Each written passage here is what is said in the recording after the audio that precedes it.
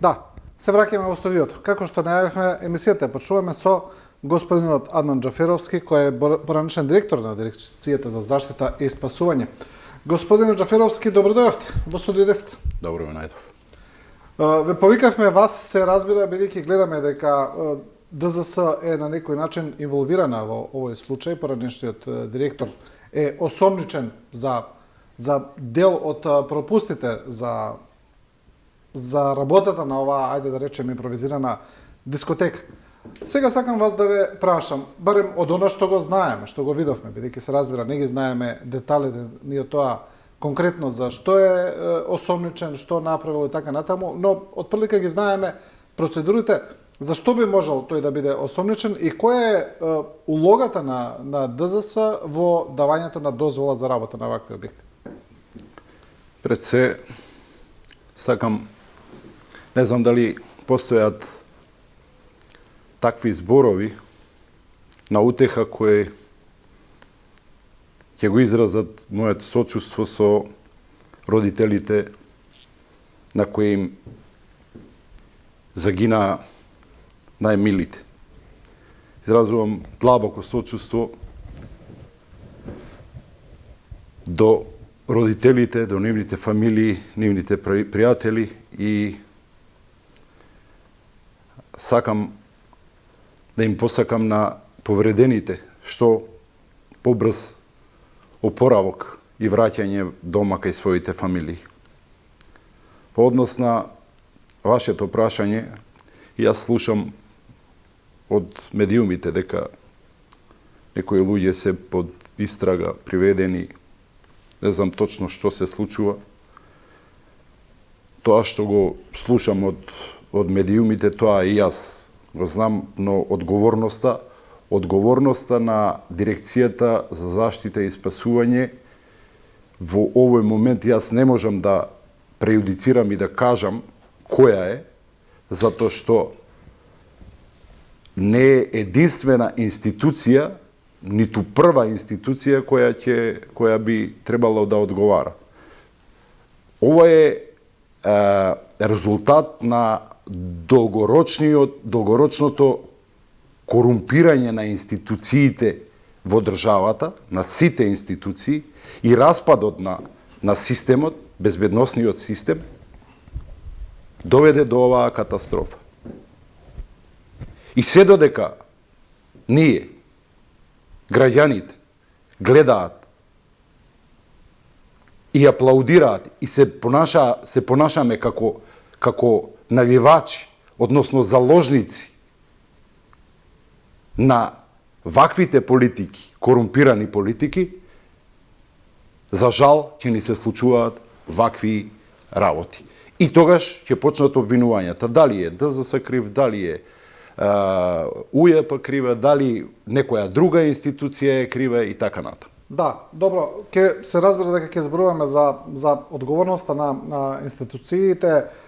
Еве, уште малку да се задржиме на ДЗС. Од она што го знаеме, отприлика, актуелниот директор на Дирекцијата за заштита и спасување Џева Селами во изјава за медиумите кажал дека до дирекцијата документацијата што има дирекцијата, дека нив не постоело барање за изработка на елаборат за противпожарна заштита за овој објект. Тој вели дека такво барање воопшто немало во ДЗС, па за тие да го издадат. Знаеме дека, како што видовме во медиумите, дека е осомничен поранешниот директор Беким Максути за тоа, бидејќи веројатно во негово време отприлика се издавале тие дозволи.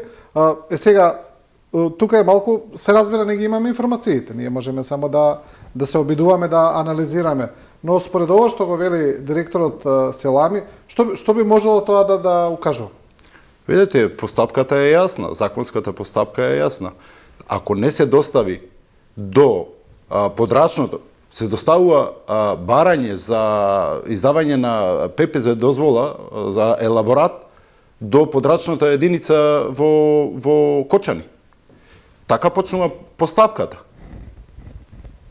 Подрачната единица, значи преку општината, субјектот кој сака да добие таква дозвола, поднесуваат до подрачната единица. Дирекцијата за заштита и спасување има овластено лице кое ги разгледува тие документи, дава или не дава овластување. Во случајов до Дирекцијата за заштита и спасување, како што кажува актуелниот директор, господин Джевел Селами, не стигнало таков документ. Тука завршува одговорноста на Дирекцијата за заштита и спасување. Ако има некои други елементи, односно действија, кои не содействуваат со законските прописи, тоа истражните органи ќе треба да го утврдат. Да, се разбира, како што кажав, не ги знаеме деталите, тука не смееме ни премногу да шпекулираме, така. Но ајде да ги видиме процедурите. Зашто е во овој случај надлежна ДЗС само за изработка на тој противпожарен елаборат, да речеме за ово или за слични вакви објекти? Тоа е надлежноста? Надлежноста на Дирекцијата за заштита и спасување има голем, широк диапазон на надлежности и обврски. Не е само за тоа, туку има и за после издавањето има и за контрола на сите објекти на ниво на нашата држава. И од прва, и од втора категорија, и од трета категорија. Што се категориите? Категориите се, значи првата категорија се големи индустријски објекти и објекти од државните институции, како што е председателската палата, министерствата, владата и така натаму, и големите индустријски капацитети. Втора категорија се зградите за домување и така натаму. Значи има одговорност, има Дирекцијата за заштита и спасување има при институцијата има инспекторат кој е сместен тука во Скопје и имаат редовни, вонредни, имаат обврска за редовни и вонредни надзори и надзори по дојава. Но на објекти кои што имаат поднесено, односно кои веќе функционираат. Не може Дирекцијата за заштита и за спасување не можат да знаат доколку има некакви фантомски, ако не се работи ако нема дојава, не може да знае дека постојат фантомски некакви објекти од ваков тип. Доколку го нема во регистар, доколку не е во регистар, доколку нема соодветна дозвола, соодветни дозволи. Последна, значи, без соодветните документи кои ги издаваат повеќе институции, меѓу кои и Дирекцијата за заштита и спасување, зборуваме за овој елаборат за противпожарна заштита, другите институции, како што е Државен пазарен инспекторат, фискализацијата, УЈП, за да добие дозвола од Министерство за економија за работа, треба да постојат многу други предуслови за да се добие дозвола за работа. Тука не исклучуваме и локалната самоуправа. Тој мора да пријави, мора да бил пријавен, мора да знаеле, локалните власти мора да знаеле дека постои. Друга работа, и да е град со 100.000, не со 25.000 како што е Кочани.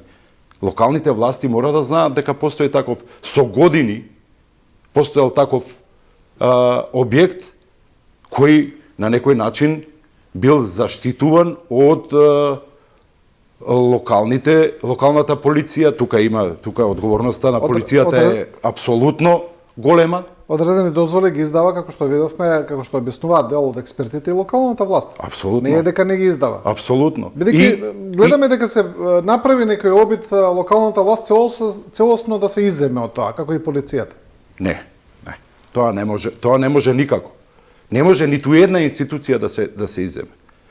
Прва и основна задача на полицијата на терен да примети некои нерегуларности. Општината, локалната власт не може да се амнестира од ова што се случи. Не може никако да се амнестира, зашто тие знаеле, не можеле да не знаат дека постои таков објект и дека работи со години и дека работи без никаква дозвола. И се додека вака бахато се однесуваат институциите, заради лични интереси, заради алчноста нивна, вака ќе гинат нашите деца. Која е пораката на ова општество, на властите? Која е пораката? Да ги избркаме децата надвор од оваа држава за да имаме шанса и некаква шанса да можеме да ги видиме па макар еднаш годишно. Или да ги губиме на ваков начин. Заради алчноста и корупцијата која се случува во институциите на државата. Овде не зборувам ја за актуелната власт, зборувам за сите власти кои биле до сега. Кои не обрнувале внимание, кои ставале некадарни луѓе на позиции кои не знаеле својата работа, не знаеле како да делуваат, биле корумпирани за сето тоа и доведе до ова катастрофа. И јас би сакал да е ова последно нешто што се случило во оваа држава. Некако, господине Џаферовски, еве кога зборуваме за улогата на институциите, како што кажав, како да постои обид да се минимизира улогата на Министерството за внатрешни работи во овој случај, па и директно беше прашан министерот Тошковски неколку пати како и премиерот, дали чувствува одговорност, дали треба да поднесе оставка. За сега вели не, чувствува вели одговорност, но за оставката немаме одговор, дали би ја поднел барем од морални причини. Но самиот Тошковски потврди дека за време на трагедијата внатре имало полицаец кој за жал загинал, дека тој бил на должност, дека тој бил за сосема друга работа, за спречување на нелегална трговија со дрога, но доколку внатре имало полицаец, зарем тој полицаец не видел дека објектот е препол со малолетни деца? Зарем не требало тоа да го пријави кај своите колеги доколку тој е друга единица? Зарем или сега, мислам, ова не било само овој пат, како што кажавме, објектот работи константно. Константно се организираат тамо забави. Зарем никој во полицијата во Кочани не знае дека тамо малолетници одат, им се точи алкохол. Да не зборуваме за овие работи за противпожарната заштита и така натаму. Еве да речеме не е во директна нивна надлежност, но за овие работи кои се флагрантни и очигледни, па на крајот на криштата, кога имаме собир на 1500 луѓе, особено во една мала средина како што е во Кочани, па дефолт би требало тамо полиција да има. Барем ја така мислам, не знам. Јас не знам за чувствата на министерот и на премиерот и на сите кои имаат, кои се во моментов кои имаат позиции во власта и не знам колку ја чувствуваат одговорноста, но мислам дека треба да ја чувствуваат одговорност. Страшното во целата таа работа е што некој сака да се амнестира од одговорност за овој случај. Мислам дека актуелната власт треба да малку потрезвено и поодговорно да се однесува према овој настан и да почнат да работат без хајки, без местенки и треба да ја доведат истрагата онака како што треба со сите истражни релевантни органи во државата, треба да ја истераат истрагата до крај и на виделина. Одговорноста е најголема на Министерството за внатрешни работи и на локалната самоуправа. Не може да не знаете вие со години дека тамо во тој објект влегуваат, значи се случуваат забави, се организираат забави и дека влегуваат малолетни лица. Се работи за Кочани, за еден град кај што секој со секого се познава. И не може никој да ме убеди дека тие не знаеле дека таков објект постои и дека не виделе за каков објект се работи. Не можете вие да пуштите во полицаец да проверува лични карти, а при тоа да не знаете дека тој локал воопшто не поседува никаква лиценца за работа. Ниту основни услови за работа. Ако веќе пуштате полицаец, тој полицаец треба да знае дека кога ќе влезе во објектот, дека нема соодветни излези за итни случаи. Треба да знае. Видете, веројатно тие полицајци се едуцирани минимум за да знаат кои се безбедносните граници на еден објект кај што влегуваат и тие имаат обврска одма да го пријават тој случај, дека не се и секој инспектор од секоја институција која ќе забележи аномалија, а не е во надлежност на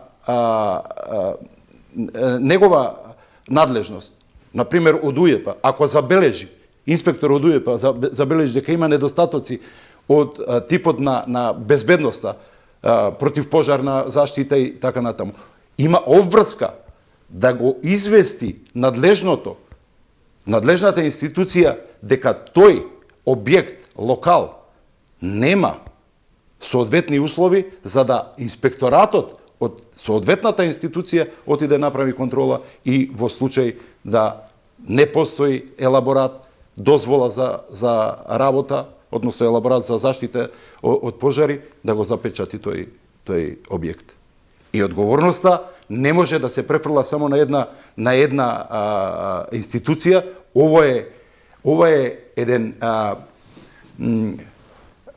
корумпиран систем кој ја доведе, значи на сите институции, кој ја повеќе или помалку, еден трулешот систем кој не доведе до ваква трагедија. И ова не е национална трагедија. Ова е планетарна трагедија. Вие видовте дека цел свет известува за оваа трагедија. И цел свет сочувствува со оваа трагедија наша. Цел свет виде и сега имаат перцепција дека сме ние не знам каква земја. Онаа слика што ја покажува цел свет на практично она не е ништала, она не може ништала да биде. Сега така не перцепира светот. Кој знае што мислат за нас? Со затворени, со замандалени ѕидови, прозорци. Значи не само што е таква, туку и прозорците се затворени. Што велите, не личи на ништо, а не на дискотека. Она не е ни магазин за чување камења, а не да влезе човек. Значи, онде во онај простор властите не смеат да дозволат да се чуваат камења, најобично, или земја. И никој тоа не го видел.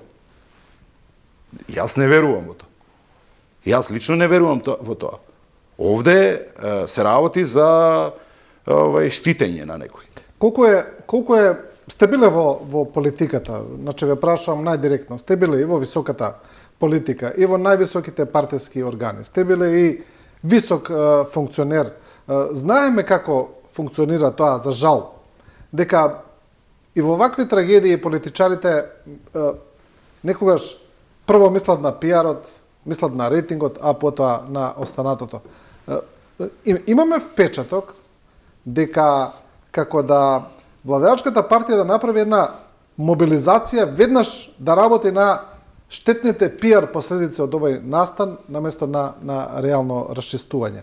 Па така го видовме првата пресконференција на премиерот која почна со една едно 10-минутно, 15-минутно излагање за тоа колку бил порано корумпиран системот и на крај да дојдеме до еден заклучок дека виновни се отприлика сите, освен актуелните функционери. Видете, овде ако нема место овде за политика. Овде ако се користи, јас истото го приметив, пиарот за задржување на рейтингот и задржување на власта и на некој начин амнестирање од одговорноста за овој случај, мислам дека нема да помине на никој, ниту на актуелната власт. Овде нема место за политика. Овде има место за трезвено, професионално расчистување на оваа ситуација. Да одговараат сите кои се одговорни. Жестоко да одговараат за да не ни гинат, да не ни се случи утре да ни загинат пак децата. Значи, овде политиката треба најитно да се тргне на страна. Никаков пиар, никакви мерења на рейтинзи, никакво чаталење во смисла, еве сега ние ќе го решиме целиот хаос. За ова се треба време. Требало време за да се корумпира овој систем, ќе треба време за да се расчисти со.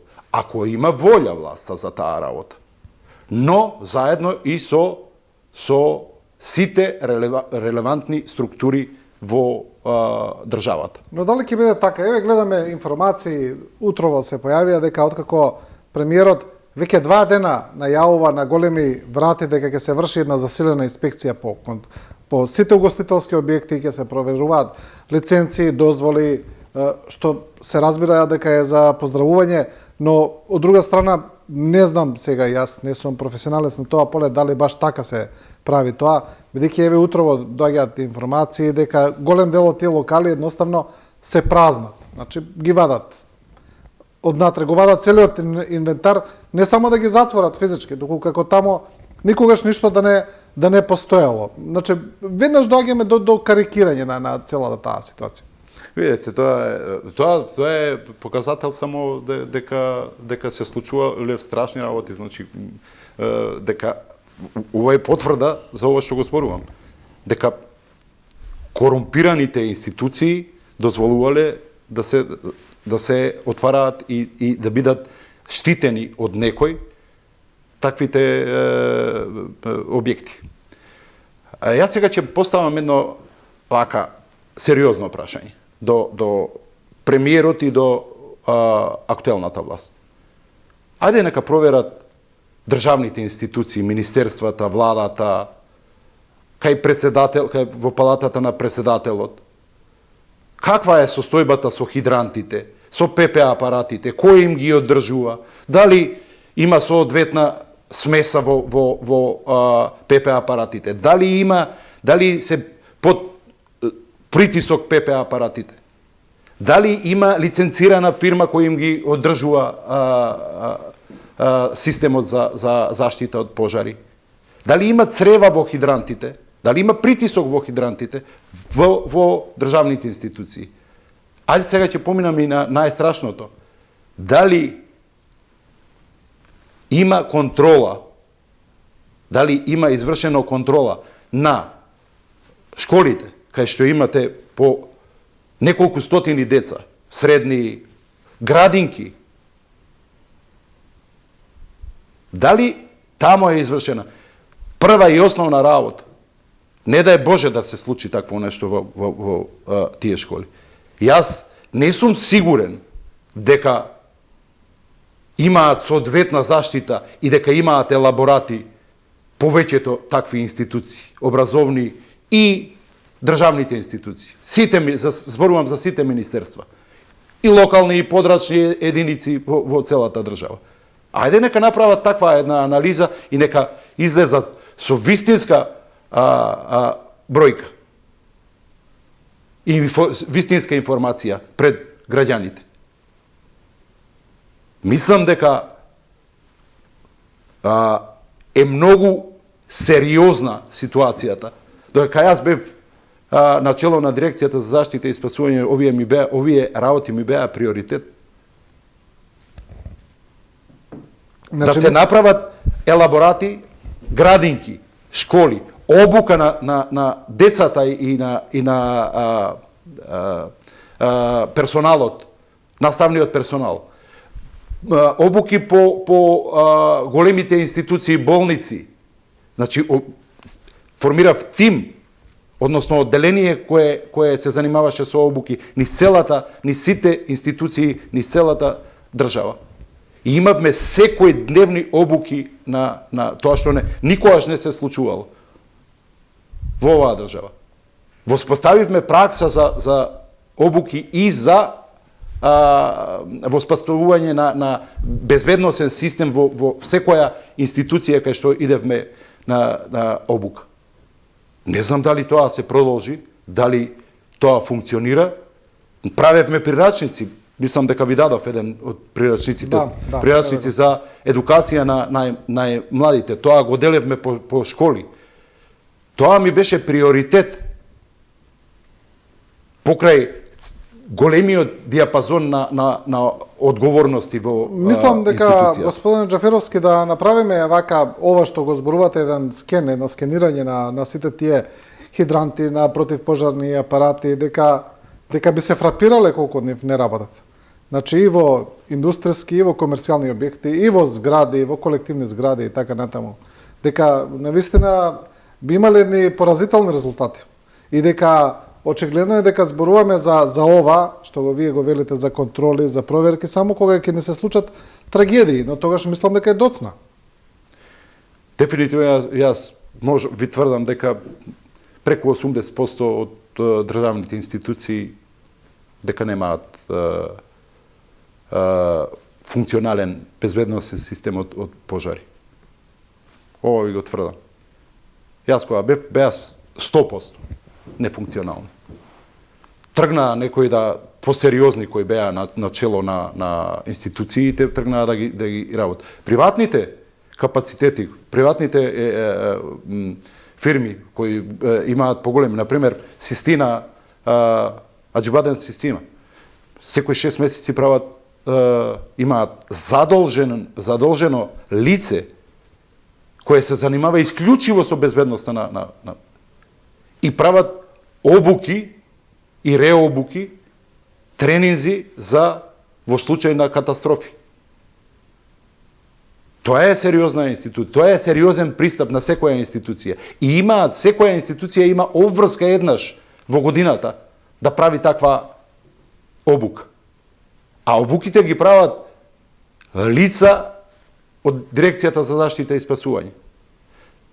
Одделението за обука при Дирекцијата за заштита и спасување. Гледам дека и тоа треба да го провери власт. Еве уште една информација да им дадам. Се јавуваат приватни фирми без никаква лиценца, без никаков програм кој сами си го напишале и им вршат обуки и им издаваат сертификати, измислени сертификати на големи институции, фабрики, од странски инвестиции, ги лажат луѓето. Тие се нерегистрирани и тоа нека го провери премиерот. Да се разбира, очигледно е дека во тој систем за таа противпожарна заштита, но и за целата таа безбедносна заштита и култура, дека има премногу пропусти и дека тие пропусти ги дознаваме вака, за жал, кога принудно, што би се рекло, за да се спречат трагедии. Значи, дали мислите дека треба едно целосно реорганизирање на системот, редефинирање, реформирање, или вака како што се поставени институциите, само треба да си работат својата работа? Ве прашувам и во контекст и на она што и вие порано имате зборувано и за начинот на некој начин на преклопување на функциите на ЦУК и на ДЗС, каде што некогаш им се преклопуваат надлежностите, не знаеме која институција што прави, и сето тоа во уште поголемо да речеме збунување на целиот систем. Очигледно е нашето општество, граѓаните се збунети. Не знаат што е што. Сега ќе ви кажам. Нашиот систем е еден страшен хибрид, еден монструм кој е апсолутно нефункционален. Зошто ќе ви кажам сега? Дирекцијата за заштита и спасување, односно цивилната заштита, старата цивилна заштита, е кичма во едно развиено општество. Односно, еден од трите столбови во безбедносниот систем. Центарот за управување со кризи, јас не знам кога го формирале во тој момент, зошто, дали е тоа политички, дали е тоа само за вработување на партиски кадри. Центарот за управување со кризи е направен паралелна институција која нема никакви ресурси, а доделени се ингеренции исто како на Дирекцијата за заштита и спасување, односно цивилната заштита. Во Дирекцијата за заштита и спасување се сите човечки и материјално-технички ресурси. Дирекцијата за заштита и спасување има 36 подрачни единици и 36, околу 33-4 магазини кои со материјално-технички средства. Има тимови, обучени тимови, униформирани тимови за сите несреќи од природни или предизвикани од човекот. Центарот за управување со кризи се однесува во функција на известувач. Никако не може никој, и странците кои доаѓаа, кои правеа 2018 година скринингот, за кој јас 2018 година во Брисел жестоко се борев за да стигнат кај нас, да и дадат на нашата земја приоритет за снимање на безбедносниот систем, односно скринингот да направат, за да можеме да почнеме реформи. Тие ми кажаа, во Брисел ми кажаа, вие сте 23-та и 24-та земја поред тоа негде, значи март 18 година бев во Брисел, во билатерална средба со генералниот директор на цивилна заштита на Европска Унија, ми кажа дека peer review скрининг може да се направи, да очекуваме крајот на 22-та, почетокот на 23-та. Јас бев непријатно изненаден во тој момент и му кажав, или ќе и дадете на мојата земја приоритет, зашто има итна потреба од скрининг, за да можеме да почнеме реформи, или ќе ги почнам сам реформите. Човекот виде дека сум сериозен. За 10 дена после кога се вратив, нашата земја ја ставил на приоритетна листа. Во октомври дојдоа 12 луѓе експерти кои извршија скрининг на целиот безбедносен систем во многу институции во државата. Директорот на цивилната заштита на Европска Унија лично дојде ми го предаде peer review-то. Насоките како треба да се водат и наодите кои ги има. 20 година 15 јануар формирав експертска група од сите факултети, и од правниот, и од факултетот за безбедност, значи некоја група од професори и експерти во својата област, кои ќе помогнат за да отпочнат реформите, да ги отпочнеме реформите, зашто тоа не е баш така едноставна работа. Се случи после 3-4 дена се случи ковидот на 19 и така останавме за некој нареден период, за да јас при крајот на годината политички бидам сменет од таа позиција и да пропадне целата реформа. И сега зборуваат за некаква реформа и гледам нешто се изгубени. Јас стојам и на секоја власт, па и на оваа, да помогнам со своето знаење да се направат квалитетни реформи и да не изгледаме смешни пред светот и да не ни се случува, тоа е најмал проблем што ќе бидеме смешни, да не ни се случуваат вакви трагедии. Добро, еве за крај што покажа овој ревју и кога зборуваме за таа реформа, каква реформа е? За каква реформа се работи? Што е тоа што е потребно да се направи? Треба една единствена институција, функционална, која ќе биде на услуга на граѓаните, која ќе биде спремна, која ќе биде опремена, која ќе работи, Да за се ЦУК да се спојат во една институција. Тоа е интенцијата. А ЦУК не може ништо друго да биде туку сектор во цивилната заштита, односно во дирекцијата за заштита и спасување. Не може ништо друго.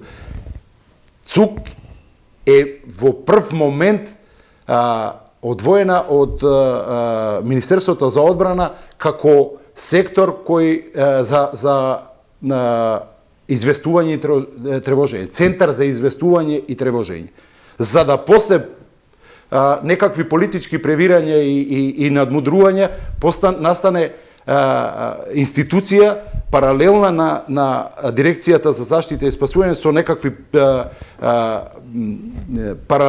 некаков паралелизам во законските обврски и да се направи еден хибрид, еден монструм кој нема никако да функционира. И вие гледате сега пожари, Центарот за управување за кризи, нема без никакви ресурси, без ништо, иде само известува кој беа на гасење дирекцијата за заштита и спасување, нејзините тимови, армијата и полицијата. И противпожарната служба. И противпожарните служба се во поднадлежност на дирекцијата за заштита и спасување. Тоа се републички сили. Во случај на такви катастрофи, ингеренциите, надлежноста над противпожарните единици е на дирекцијата за заштита и спасување. И тие командуваат со тие структури. Центарот за управување со кризи е во функција на известувач. Што се случило, како се случило, каде имало пламени. Мислам дека 300 луѓе вработени во една институција кои земаат плата, нема потреба граѓаните да ги плаќаат. Мислам дека треба да се трансформира, тие имаат една обврска, 112, значи и треба да се позанимаваат со уредите за известување и тревожење во случај на и едукација на граѓаните за сирените, односно звуците кои за која опасност е предвидена. Да, и за крај, бидејќи сега секако доаѓа и сезоната на пожари, зошто секоја година имаме, бидејќи сте биле директор на ДЗС, имаме драма со употребата на авионите, па едно време долго не работеа, па се сервисираа, лани влегува во употреба. Што е проблемот со употребата на авионите? Прво е недостаток на кадар, на пилоти. Пред моето заминување јас имав 3 пилоти и вработив уште 5 пилоти за кои обезбедив обука во Шпанија и во Италија. После тоа што се случуваше не знам. Знам дека има недостаток, имаме 3 воздухоплови за гасење на пожари. Воздухопловите не можете. Значи, јас кога дојдов на чело на дирекцијата, начекав ситуација каде што имате несервисирани авиони во сред пожарна сезона. Гореше 70% од шумите во Македонија. Јас се најдов, имав едно ватрено крштевање кое ретко кој директор го има. Авионите, воздухопловите се сервисираат вон сезона на пожари, односно од крајот на октомври, почетокот на ноември и до и јануар, во тие 3 месеци. Тоа беше моја пракса. За да во јануар месец бидат спремни и да почнат со тренажа пилотите, затоа што мора да имаат тренажа пилотите, за да можат и авионите да бидат во тренажа, и пилотите треба да бидат во тренажа, за да можат да постапуваат кога ќе дојде момент на сезона на пожари. Тоа беше мојата пракса и тоа е нормално. Така да. Зошто се случува да во сред пожарна сезона на пожари, имаме несервисирани авиони, неактивни авиони,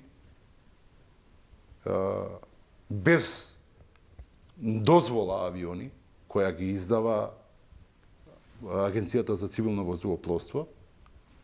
Навистина не можам да кажам, зашто тоа ми е многу чудна работа. Дали е тоа до незаинтересираноста на одредени луѓе во Дирекцијата за заштита и спасување, дали е нешто друго, тоа не можам навистина да го кажам. Да. Добро. Господин Джаферовски, ви благодарам за ова интервју. Благодарам на поканата.